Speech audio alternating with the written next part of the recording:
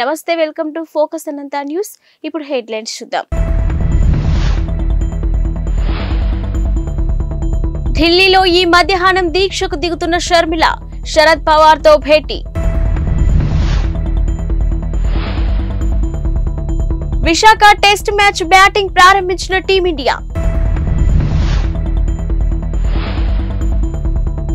సొంత నిర్ణయాలు తీసుకొని ఉద్యోగాలకు ఎసరు తెచ్చుకోవద్దు హెచ్చరించిన రేవంత్ రెడ్డి. ఏపీసీసీ అధ్యక్షురాలిగా బాధ్యతలను చేపట్టిన షర్మిల రాష్ట్రంలో కాంగ్రెస్ పార్టీకి పూర్వ వైభవం తీసుకొచ్చే దిశగా వడివడిగా అడుగులు వేస్తున్నారు.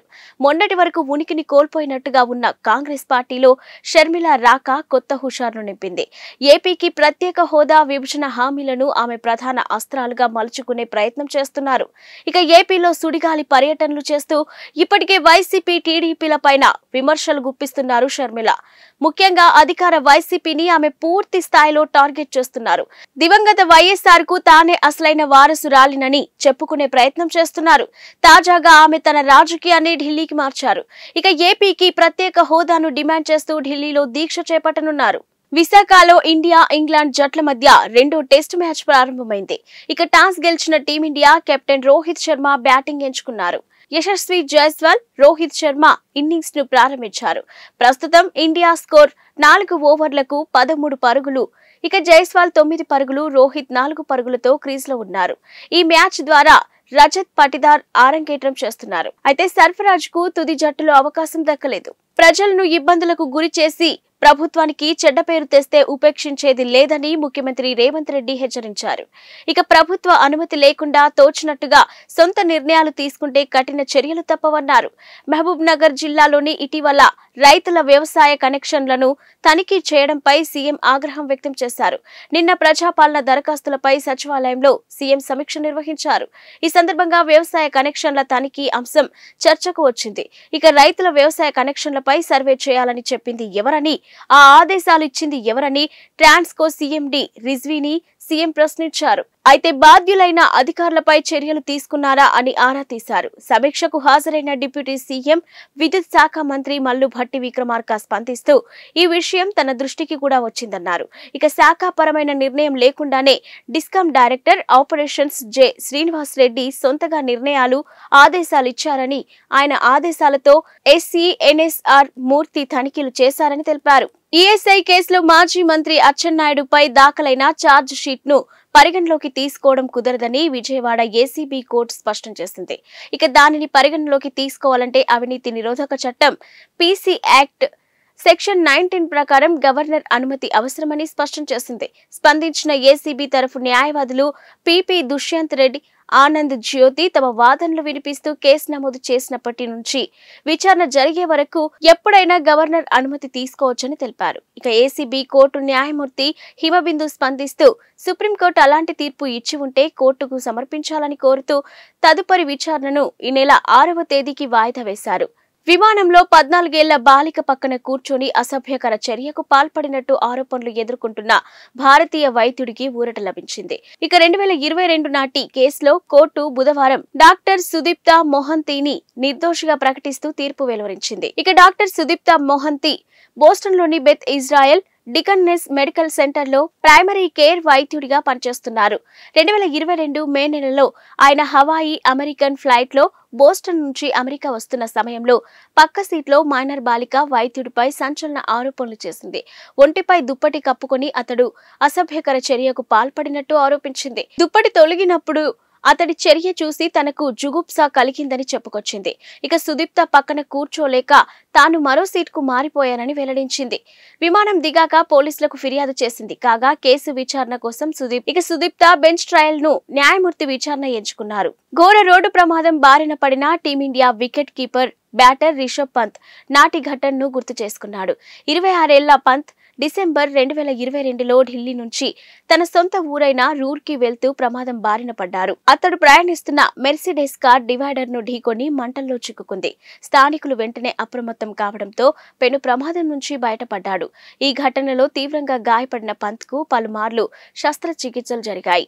ప్రస్తుతం పూర్తిగా కోలుకున్న పంత్ జట్టులో తిరిగి చోటు కోసం ఎదురు చూస్తున్నాడు. ఈ ప్రమాదంపై తాజాగా పంత్ పెదవి విప్పాడు. స్టార్ స్పోర్ట్స్ తో మాట్లాడుతూ ప్రమాదంలో కుడికాలు స్థానభ్రంశం చెందిందని, తర్వాత దానిని యథాస్థానంలో ఉంచాల్సి వచ్చిందని గుర్తు చేసుకున్నాడు. నరాలు దెబ్బతినడం, ఇంకేదైనా తీవ్ర గాయమై ఉంటే కాలు తొలగించాల్సి వచ్చేదని చెప్పడంతో తొలిసారి తాను విపరీతంగా భయపడ్డానని గుర్తు చేసుకున్నాడు. ఆ సమయంలో తన మనసును భయం ఆక్రమించిందని పేర్కొన్నారు. ఆర్బీఐ ఆంక్షలతో ఆందోళనలో ఉన్న పేటీఎం పేమెంట్ బ్యాంక్ కస్టమర్లకు సంస్థ యాజమాన్యం తాజాగా భరోసా కల్పించే ప్రయత్నం చేసింది. కస్టమర్ల డబ్బు తమ వద్ద భద్రంగా ఉందంటూ శుక్రవారం ఓ ప్రకటనను విడుదల చేసింది. ఇక పేటీఎం పేమెంట్ బ్యాంకు నిబంధనలు ఉల్లంఘించినట్టు ఆర్బీఐ గుర్తించిన విషయం తెలిసిందే. ఈ నేపథ్యంలో మార్చి నెల నుంచి కొత్త కస్టమర్లను చేర్చుకోవద్దని పేటీఎం పేమెంట్స్ బ్యాంకును ఆర్బీఐ ఆదేశించింది. నగదు బదిలీ సేవలు, క్రెడిట్ ట్రాన్సాక్షన్స్ ను వాటిని కూడా నిలిపివేయాలని పేర్కొంది.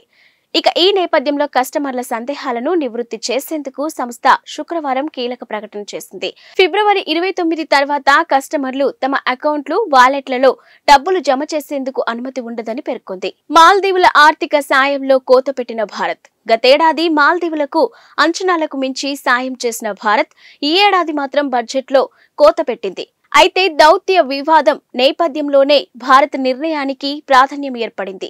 గతేడాది భారత్ మాల్దీవులకు బడ్జెట్లో 400 కోట్ల సాయం ప్రకటించింది. కానీ ఈ ఏడాది ముగిసే నాటికి అంచనాలకు మించి ఖర్చు చేసింది. కేంద్ర ఆర్థిక మంత్రి నిర్మలా సీతారామన్ ప్రవేశపెట్టిన బడ్జెట్లో ఈ విషయం వెల్లడైంది. ఇక బడ్జెట్లోని సవరించిన అంచనాల ప్రకారం గతేడాది భారత్ 770 కోట్లు మాల్దీవులపై ఖర్చు పెట్టింది. అయితే తాజా మధ్యంతర బడ్జెట్లో మాత్రం కేవలం 600 కోట్లే కేటాయించింది. ఇక గతేడాది అంచనాల కంటే ఇది అధికంగానే ఉన్నా వాస్తవ ఖర్చు కంటే తక్కువగా ఉండటం చర్చనీయాంశంగా మారింది. ఇక దౌత్య వివాదం నేపథ్యంలో భారత్ ఈసారి కేటాయింపుల మేరకు సాయం అందిస్తుందా లేదా తగ్గిస్తుందా అన్నది వేచి చూడాలి. ముంబై మహానగరంలో వరుస బాంబు పేలుళ్లు జరుగుతాయంటూ శుక్రవారం బెదిరింపులు రావడంతో నగర పోలీసులు అప్రమత్తమయ్యారు. హై అలర్ట్ ప్రకటించిన పోలీసులు బెదిరింపుల వెనుక ఉన్నది ఎవరో తేల్చేందుకు రంగంలోకి దిగారు. ఇక నగరంలోని 6 ప్రాంతాల్లో బాంబులు పెట్టినట్టు పోలీసులకు సందేశాలందాయి. అయితే గత నెల 6న కూడా నిందితులు బెదిరింపు ఈమెయిల్లు పంపించారు. ఇక కొలాబా ప్రాంతంలోని ఛత్రపతి శివాజీ వాస్తు సంగ్రహాలయ, వరెల్లీలోని నెహ్రూ సైన్స్ సెంటర్లో బాంబులు అమర్చినట్టు బెదిరింపులు వచ్చాయి. ఇక దీంతో అప్రమత్తమైన ముంబై పోలీసులు బాంబు డిస్పోజల్ స్క్వాడ్, డాగ్ స్క్వాడ్లను ఆయా ప్రాంతాలకు పంపించారు.